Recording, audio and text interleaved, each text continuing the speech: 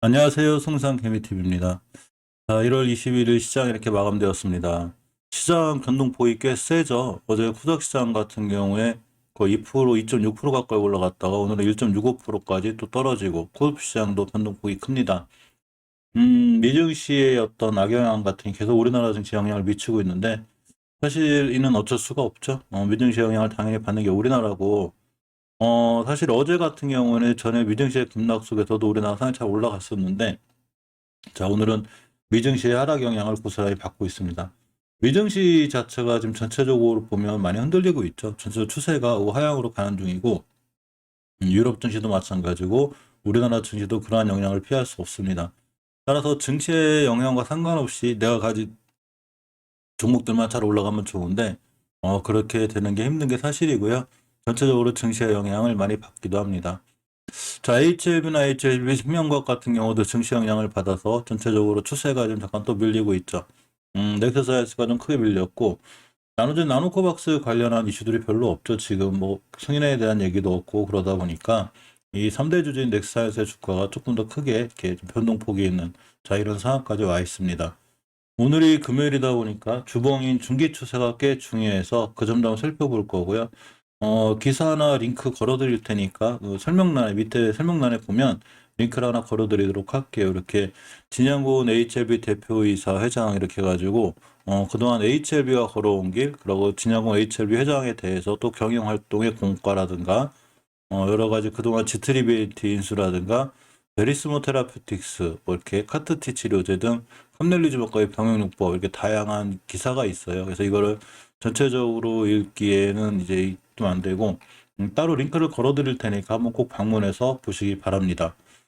HLB 일단 공매도부터 살펴볼게요. 좀 실질적으로 이제 공매도 부분들이 상당히 신경이 쓰이는데 HLB 공매도가 3일 전에 23%까지 나왔다가 다행히 12%, 7%대로 좀 줄어져 있는 상황이고 대차 거래를 좀 살펴보면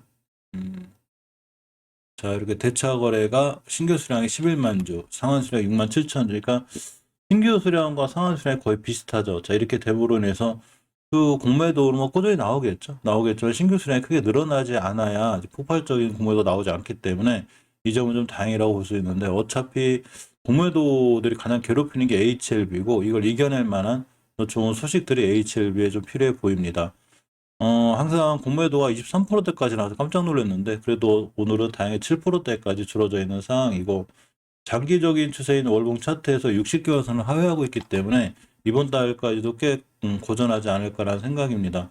자, 주봉에서 중기적인 추세는 옷을 또 깼죠. 또 깼으면 아직 안착을 못 해놓은 거고 역시나 일봉상에서 그렇듯이 옆으로 갈 수 있는 이런 상황이 전개되고 있습니다. 일봉에서 보면 241선 기준으로 하회했을 때 다중바닥을 그릴 수 있다고 그랬는데 이렇게 보면 앞바닥, 그죠? 투바닥 이렇게 그려놓은 상태고 이렇게 깨나서 옆으로 가는 이런 상황이 돼 있죠. HLB의 진짜 무기는 사실 리보세라님이기 때문에 리보세라님의 행보가 HLB 주가에 직단 영향을 미치죠. 자, 그렇지만 241선 하회하는 선에서 옆으로 가는 기간 조정이 필요하고 예전에 나노코박스 이슈로 올라왔을 때보다 굉장히 많이 떨어졌죠, 지금. 그래서 어느 정도 시간이 걸리는 이런 상황입니다. 물론 여기서 더 이상 급락하지 않는 게 중요하고 HLB 생명과학 같은 경우는 장기적인 추세인 월봉에서 아직은 20개선 잘 지켜주고 있죠. 사실 이 변곡점 뚫기가 만만치 않아요. 예전에도 그냥 뚫으려다 실패하고 다시 올라가고 뚫으려다 실패하고 올라갔듯이 이 자리를 맞고 떨어지는 게 어찌 보면 조금 이제 당연하다고 그래야긴 좀 그렇지만 잘 맞고 떨어지는 자리죠. 자, 주봉에서 다시 5선을 이탈했습니다. HLB 생명과학이 안 좋다기보다는 시장 전체적인 상황과 무관하지 않고 다시 241선 밑으로 하회를 했죠. 그렇기 때문에 이전 저점을 기준으로 또 한번 이렇게 출렁출렁 할 수 있어요. 금방 말씀드렸듯이 HLB 그렇지만 그런 게 아니라 우리나라 웬만한 모든 종목들은 다 그렇습니다. 공매도를 좀 살펴보면 HLB에 비해서 좀 적어요. 한 3%대? 저렇게 나와 있거든. 9%대까지 나왔었는데 많이 줄은 상황이고 대차거래를 잠깐 보면 자, 이렇게 신규 수량이 130만 주, 꽤 많이 늘었죠. 상한 수량이 58만 주. 이 신규 수량이 늘어나면 이제 앞으로도 좀 이 공매도가 나올 수 있는 이 확률이 좀 있기 때문에 이 점은 좀 조심해야 될 것 같습니다. 물론 중장기적으로 꾸준히 모아가시는 분들이나 이런 분들은 사실 이런 게 크게 이제 반응하지 않는 게 중요하지만 단기나 단타 스윙으로 들어가신 분들은 딱딱 손절해줄 자리 손절하고 다시 진입을 노려보는 게 좋지 않을까 생각해 봅니다. 넥스사이언스의 이 주가 좀 크게 밀렸죠. 지금 이제 시켜서 다시 하회하고 있는데 항상 크게 밀렸다가 이렇게 이제 급등하기도 하는데 예전에 많이 올라왔기 때문에 여기서 쭉 우상향을 유지하기보다는 나머진 나놓고 박사 승인 났을 때 이전 고점까지는 갈 수 있어도 역시나 이렇게 좀 우하향의 길을 걷다 조정받고 올라가는 즉 20개월선이 따라 올라가서 20개월선까지 만나지 않을까라는 생각을 좀 해보고 주봉에서 보면 20선 돌파를 바랬는데 저는 회복해주지 못하고 다시 깨놨죠. 그러니까 추세가 다시 한번 우하향이 됐고 이렇게 보시면 변곡점 자리가 있어요. 아마 이런 자리들까지 밀리지 않을까 이런 생각을 좀 해봅니다. 역시 시장 상하고 무관하지 않죠.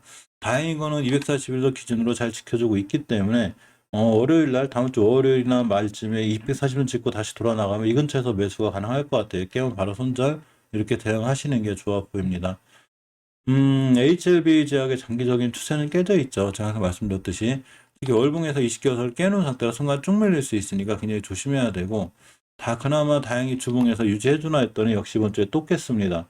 자, 일봉에서 보게 되면 가중바닥 12,300원대를 기준으로 대응하는 게 맞고 HLB랑 거의 일봉 패턴은 비슷해요. 240원을 깨놓고서 이렇게 지지부진하게 좀 흘러내리고 있기 때문에 이 상태에서 옆으로 가는 게 중요하고 완바닥, 투바닥, 자중바닥을 보아야 되는 게 맞습니다. 아직은 전체적으로 우상향이 된다고 보기 힘들고 HLB나 HLB 생명과학이나 넥스사이언스 뭐가 됐든 간에 240선 깨놓고 밑에 있을 때 여기서 대량 거래가 반드시 들어와야지만 우리가 이제 비로소 움직일 만하다고 판단이 드는데 아직은 거래량이 크게 나오지 않고 있기 때문에 그렇게 생각하기 무리가 있고 추세를 먼저 확실히 돌려놓는 게 중요해요. HLB 그룹주들은 전체적으로 추세가 우하향인 게 맞습니다.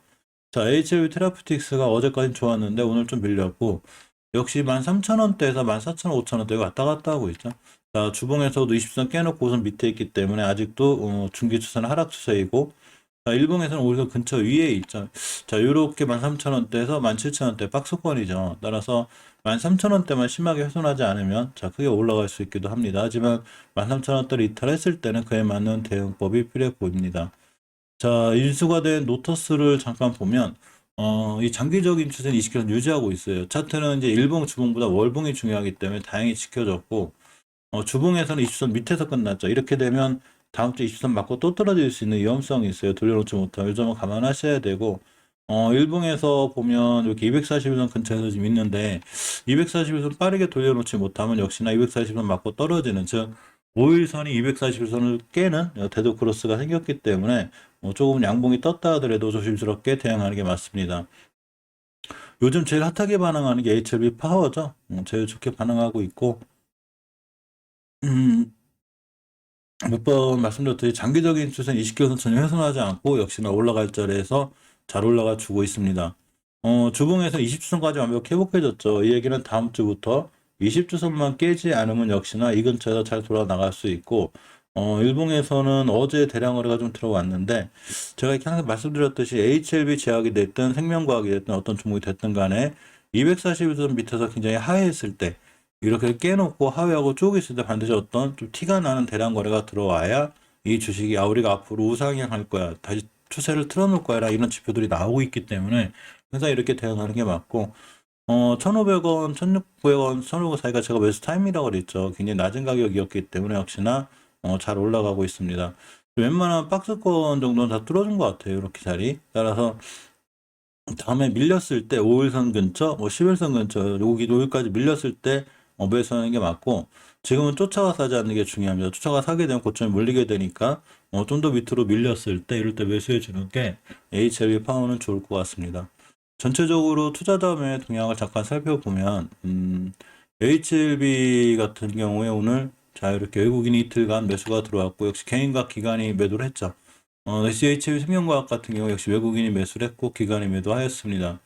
넥사이언스도 외국인이 매수했고 보통 개인분들이 좀 많이 매도를 해서 전체 끌어내리는 상황이 됐고 HLB 파워는 이틀 동안 외국인들의 강 매수에 힘입어서 올라갔기 때문에 추후 조정권을 거치면 아무래도 조금 더 잘 올라가지 않을까 이런 생각도 한번 가져봅니다.